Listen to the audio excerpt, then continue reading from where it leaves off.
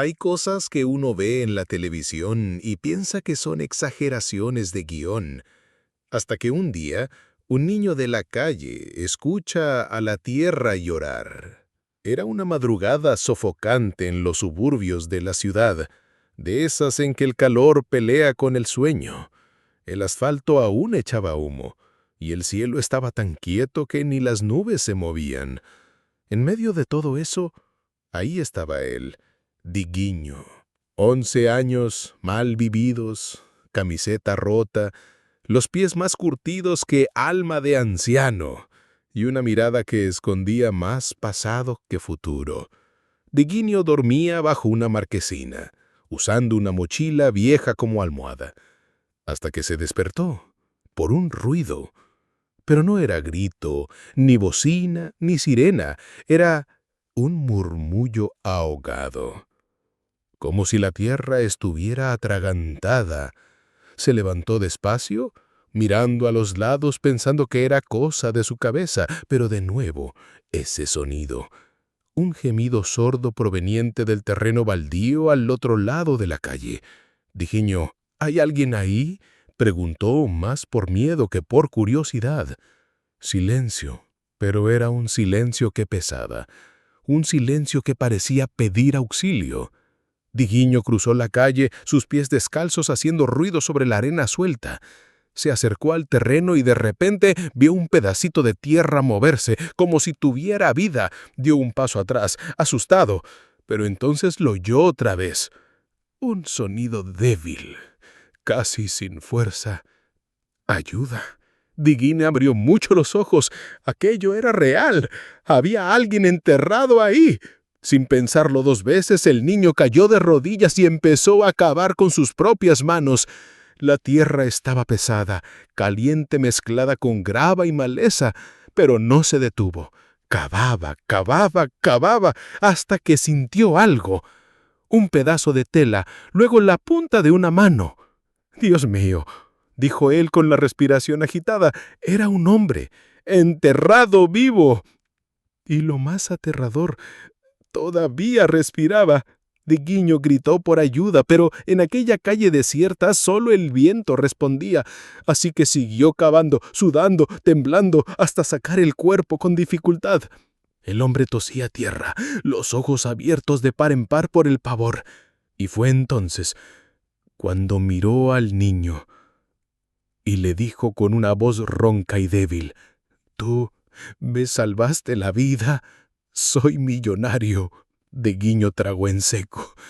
Pero nada, absolutamente nada, lo prepararía para lo que ese hombre aún iba a revelar.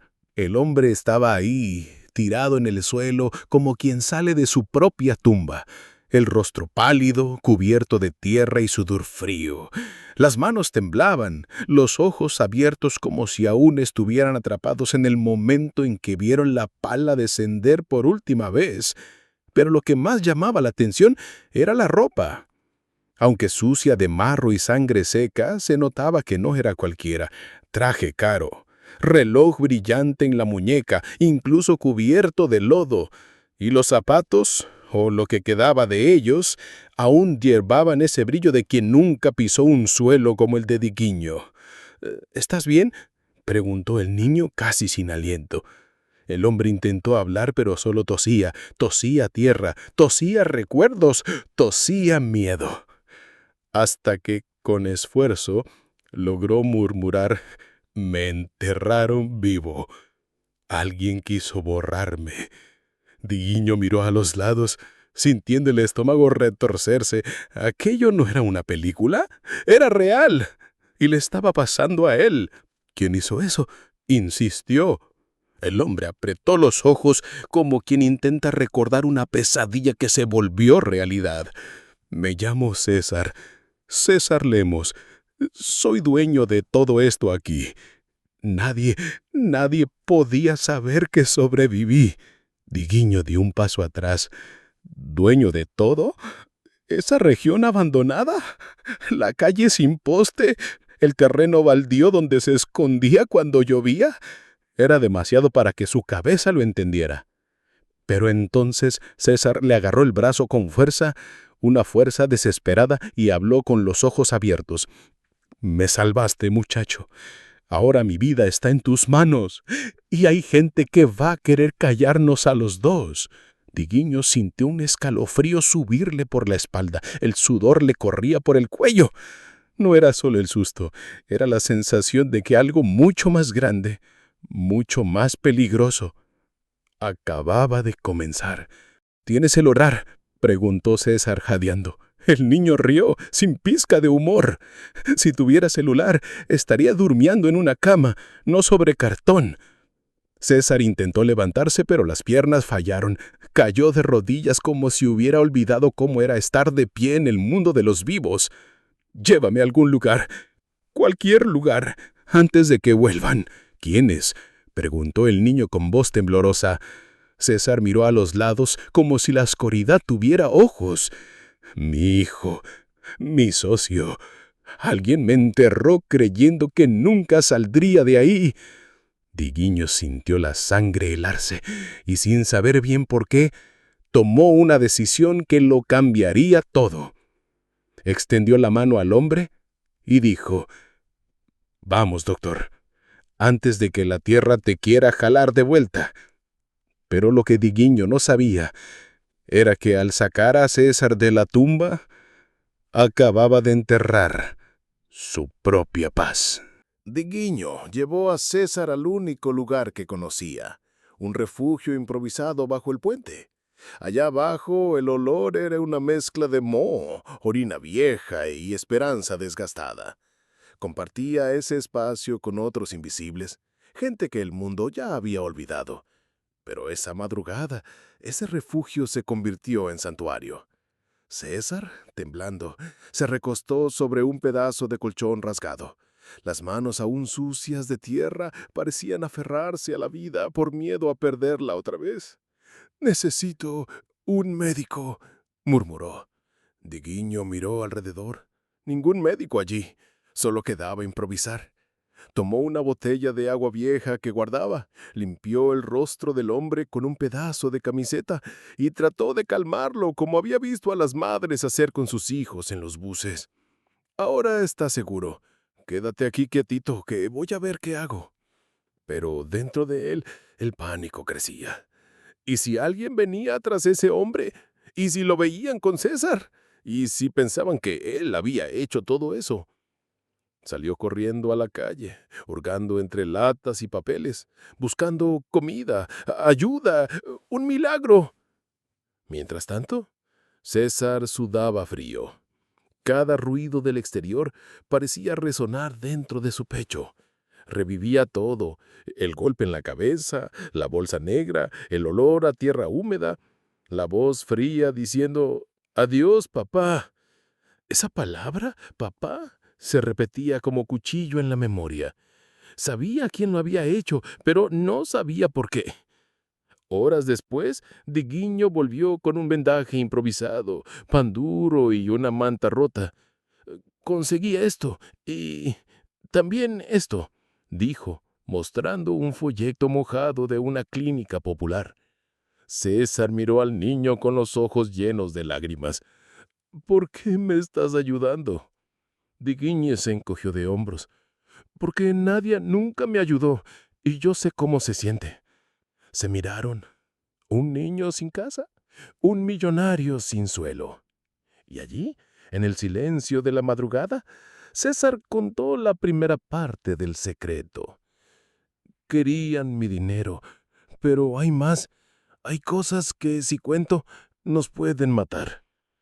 Diguiño no respondió, pero supo que en ese instante estaba metido en una historia que nadie creería y que aún vería cosas que ni el infierno explicaría.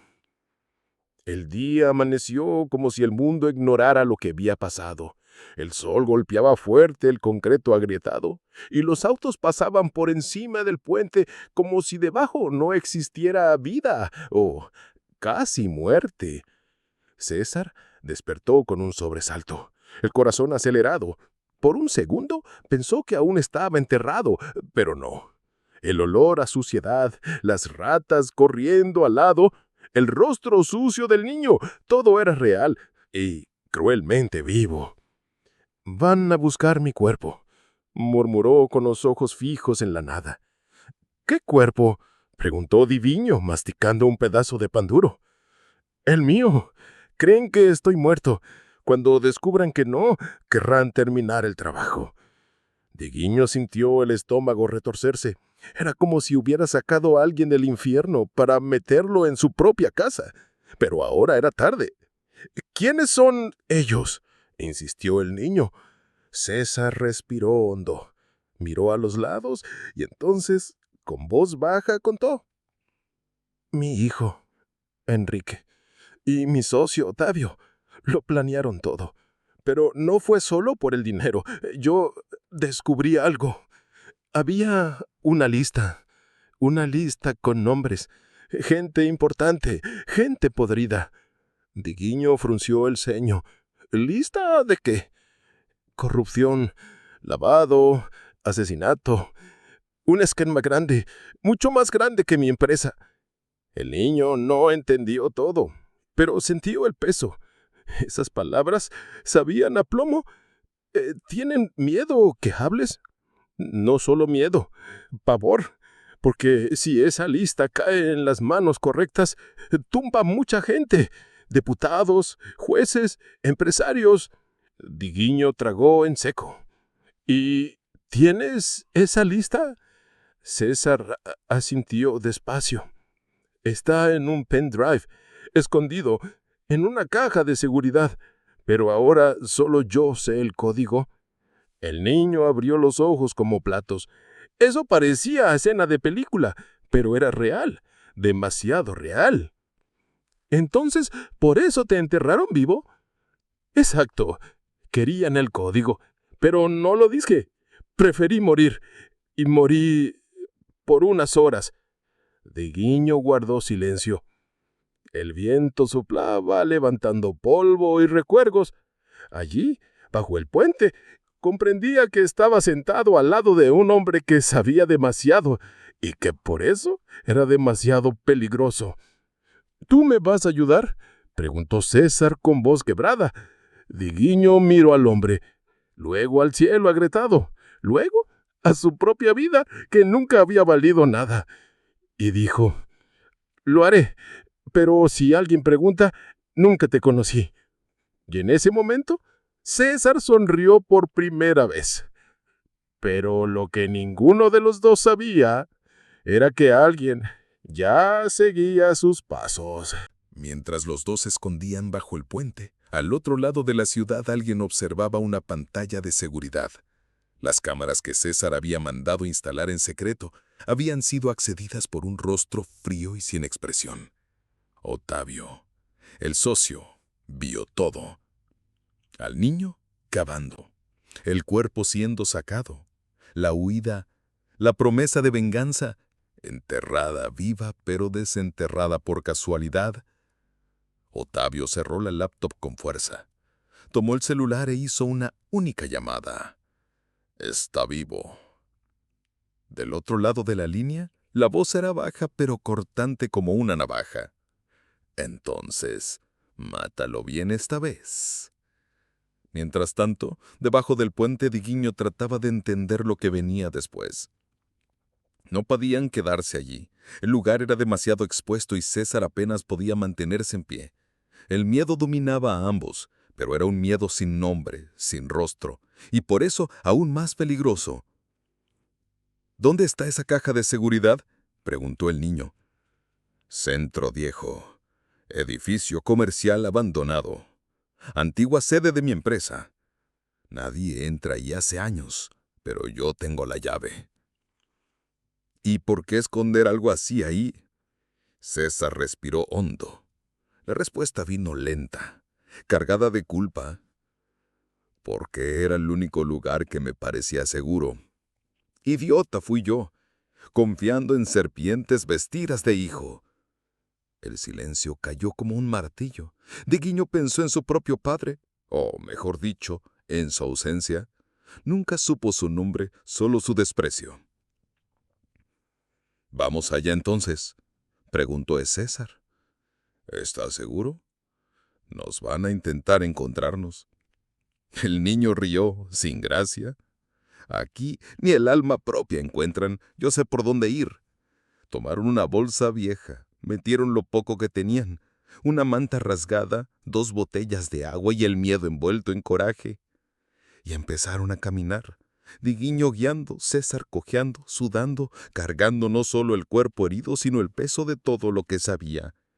El centro estaba lejos, casi 2 horas caminando, y en el camino pasos resonaban tras ellos. Ojos aparecían y desaparecían en los callejones, sombras que parecían saber, sentir, y entonces la primera bala cortó el aire. ¡Ah! Diguiño se lanzó al suelo. César cayó encima de él, protegiéndolo. ¡Corre!, gritó el niño. Pero era tarde. Alguien ya sabía que el muerto estaba caminando otra vez. La bala pasó tan cerca que el silbido todavía resonaba en el oído de Diguiño cuando los dos rodaron dentro de un callejón. El corazón latía tan fuerte que parecía querer huir del pecho. César gemía, jadeando, el rostro pálido otra vez. ¿Te dieron?, preguntó el niño arrodillado a su lado. No, pero por poco, muy poco. El callejón era estrecho, apestoso y lleno de basura, pero por algún milagro no tenía salida fácil. Eso, por ahora, era bueno. Los pasos pesados se acercaban por la calle, pero no entraron al callejón. Pasaron de largo. Quien disparó creyó que había acertado. Pero aquello dejaba claro, estaban siendo cazados. Diguiño, temblando, jaló a César con fuerza, guiándolo por el fondo del callejón hasta una reja suelta. Pasaron por debajo, arrastrándose hasta salir a un estacionamiento abandonado. «Vamos a tener que desviar por el túnel viejo», dijo el niño. «Conoces todo esto como la palma de tu mano». Diguiño soltó una media sonrisa. «Más que mi propia historia». Llegaron al túnel, un lugar olvidado hasta por el mapa, drenaje de la ciudad. Olía a cloaca y tiempo, pero servía. Durante el trayecto, César empezó a contar más. Octavio siempre fue ambicioso, pero nunca pensé que fuera capaz de enterrar a alguien vivo, interrumpió Diguiño. Sí, dijo César con la voz quebrada. Y Enrique, mi propio hijo. El dinero altera la cabeza de la gente, dijo al niño, pero en el fondo solo muestra lo que ya eran por dentro. La frase quedó flotando en el aire, más pesada que el olor del túnel. Cuando salieron del otro lado, ya estaban cerca del centro viejo. El edificio, una torre de concreto abandonada, surgía entre otras ruinas de una ciudad que creció podrida. «Es allí», señaló César. «Vamos rápido, antes de que aparezca más gente». Subieron por las escaleras traseras, el ascensor fuera de servicio desde hacía décadas. Cada escalón era un desafío para el hombre herido, y cuando por fin llegaron al 8º piso, César se detuvo ante una puerta gris. «Es allí. La caja fuerte está dentro». Diguiño extendió la mano para abrir, pero el sonido seco de un clic congeló el aire. Alguien ya estaba dentro, y esta vez no era solo una sombra, era un hombre, desuto, armado, sonriendo. El difunto andante llegó. La voz que resonó en ese 8º piso abandonado no venía de un extraño. Era familiar, íntima, dolorosa. «Enrique», susurró César, con el alma cayéndole por los ojos. El hombre de traje, con el revólver en mano y la sonrisa helada en el rostro, simplemente asintió. El cabello impecable, la postura erguida, los zapatos caros aún brillando sobre el suelo polvoriento, todo en él decía poder, excepto los ojos, que gritaban vacío. «Papá, deberías haberte quedado enterrado. Habría sido más digno». Diguiño se colocó entre los dos, los puños cerrados, el pecho agitado. «No va a morir otra vez». Enrique soltó una risita burlona. «¿Y tú quién eres? ¿El nuevo perro guardián? Lindo. Un mendigo salvando a otro». César respiró hondo, tratando de mantenerse en pie sin apoyarse. Intentaste matarme, Enrique, a tu propio padre. Porque ya no eras mi padre, eras un obstáculo. Tenías todo para jubilarte en paz, pero decidiste jugar al héroe. Esa lista, ese maldito pendrive, era la verdad, gritó César con lágrimas en los ojos. No necesitabas meterte con esa gente. Yo intenté protegerte. Mentira, explotó Enrique, avanzando. Tú intentaste controlarlo todo, siempre.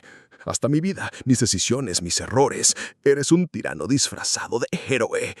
El revólver temblaba en la mano del hijo. Digiño sintió el aire helarse. César, con voz quebrada, murmuró: «Si muero otra vez, que sea mirándote a los ojos. Pero que sepas, ya estás muerto por dentro». Enrique tragó saliva. La mano vaciló, y fue en esa fracción de segundo que Digiño lanzó una lata vieja al suelo, provocando un estruendo. Enrique giró el rostro y César se lanzó. Los dos rodaron por el suelo, peleando. El revólver cayó y resbaló hasta quedar cerca de Digiño. El niño dudó. Sus manos pequeñas sostuvieron el peso del metal. Era frío y aterrador. «Dame eso, niño», gritó Enrique, levantándose con el rostro ensangrentado, pero Digiño no lo entregó. Apuntó. Por primera vez en su vida, alguien escuchaba su voz con miedo. «Das un paso más y disparo». Silencio. Enrique se detuvo y miró al niño como quien ve un espejo sucio de su propia infancia. «Tienes los mismos ojos que yo cuando fui arrojado a este mundo». Y entonces sonrió. Lento, cínico. Pero antes de que pudiera reaccionar, otro clic sonó. Era César, con el arma en las manos ahora, apuntando directo al propio hijo. César mantenía el arma firme, pero el alma, esa temblaba como hoja seca en vendaval. «Te amé, Enrique, incluso cuando me odiaste, incluso cuando me traicionaste. Tú nunca amaste a nadie, papá, solo amaste el poder. El poder me corrompió, pero el amor fue enterrado conmigo». Digiño al fondo observaba y sabía. Ese momento era más que un enfrentamiento. Era el final de un ciclo sucio, podrido, que necesitaba morir para que alguien renaciera. «Debería matarte», dijo César, «pero no lo haré». «No, porque matarte sería repetir el error. Yo haré algo distinto. Voy a exponerte con todo lo que tengo. La lista está aquí». Sacó del bolsillo interno un pequeño pendrive sucio de sangre seca y tierra. Enrique abrió mucho los ojos. «¿Tú guardaste eso contigo todo el tiempo?» «Sí, incluso enterrado. Sabía que un día tendría que mostrarle al mundo en qué te habías convertido». Enrique intentó avanzar, pero esta vez Digiño fue más rápido. Con una patada certera lo derribó otra vez. Ahora, quien manda aquí es la verdad. César miró al niño, por primera vez con una gratitud pura, como si viera en él al hijo que no tuvo el coraje de ser. Y en ese instante, la policía entró. Digiño había enviado una nota con ayuda de un conserje de primer piso horas antes, una súplica muda de auxilio. Enrique fue esposado, mirada vacía, sin reacción, y César, desmoronándose en el suelo, finalmente lloró. La lista en el pendrive era una bomba. Nombres de políticos, jueces, empresarios, incluso gente de la misma policía. El escándalo llegó a los medios. Titulares, entrevistas, protestas. La ciudad, por primera vez en mucho tiempo, se detuvo para escuchar la verdad. César hizo un acuerdo con el Ministerio Público. Entregó todo y prometió testificar. Enrique fue imputado por intento de homicidio, conspiración, lavado de dinero y asociación criminal. Pero incluso tras las rejas, mantenía esa sonrisa de quien cree que todo se resolverá con un buen abogado. Pero esta vez no, porque la sociedad finalmente quería ver sangre, y esta vez quería justicia. César quedó recluido en un hospital penitenciario mientras se recuperaba. Los pulmones aún cargaban la tierra de aquella tumba improvisada. Pero el corazón, ese empezaba a latir diferente. ¿Y Diguinho? El niño siguió con él. Fue reconocido como responsable de la supervivencia de un millonario. Recibió atención, propuestas de refugio, pero rechazó muchas cosas. Solo quiero estudiar y tener donde dormir. César escuchó y prometió más. César llevó a Diguinho a su antigua mansión. Pero al llegar miró las paredes frías, el mármol limpio y vacío, y sintió asco. Aquella casa no era un hogar, era un mausoleo de lujos inútiles. «Vamos a comenzar de nuevo en otro lugar», le dijo al niño. Y así lo hicieron. Fueron a vivir a una casa antigua en la zona norte, pequeña pero con olor a comida caliente y alma viva. Ahí Diguinho tuvo un cuarto solo para él. Un armario, un par de tenis nuevos, pero más que todo, un nombre en el registro escolar. Diguinho no, ¿verdad? ¿Cómo es tu nombre verdadero, niño? El chico dudó. Daniel. Entonces, que el mundo conozca a Daniel, el niño que me desenterró de la muerte. César comenzó a escribir un libro, un testimonio, titulado Enterrado vivo. Relató todo. La corrupción, el crimen, la traición, pero principalmente la redención. Y dedicó el libro a Daniel.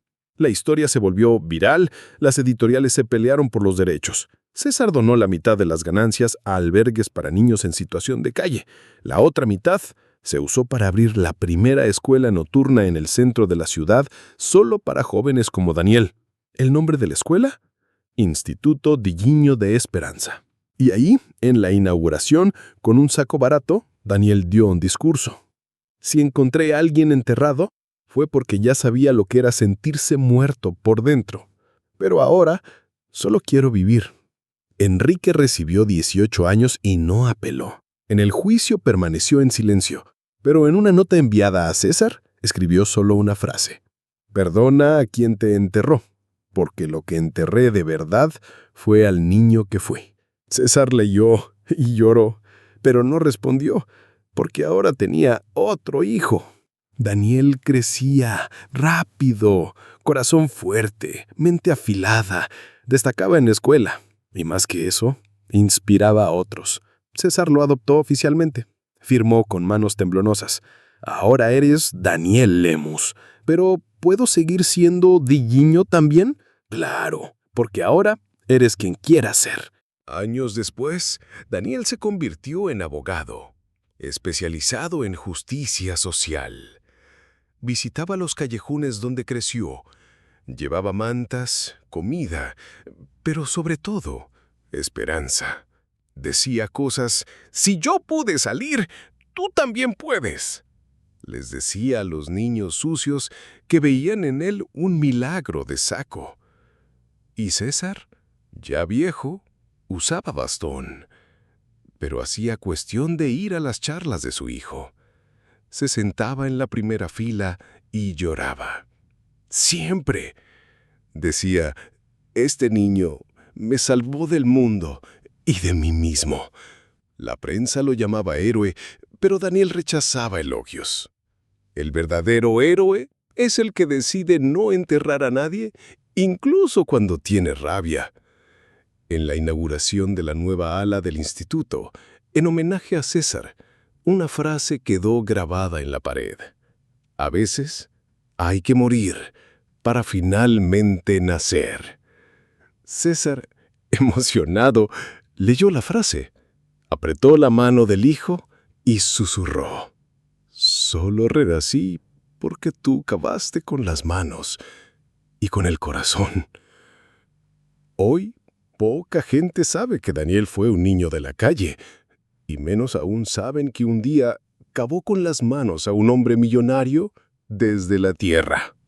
Pero si le preguntas, oirás, no lo salvé yo, nos salvamos juntos. Y si le preguntas a César, ya de barba blanca, sonrisa leve y mirada serena, él dice, hay vidas que uno entierra por error, pero hay otras que uno desentierra por milagro. Y por eso te digo, hijo mío, hay historias que comienzan con la muerte, pero terminan con renacimiento. Ahora dime, ¿me creerías si te dijera que todo esto fue verdad? Pues lo fue. Y si eres de los que aman una buena historia, deja tu me gusta y suscríbete. Si no, te vas a perder el próximo relato. Hasta la próxima. De tu abuelo rico.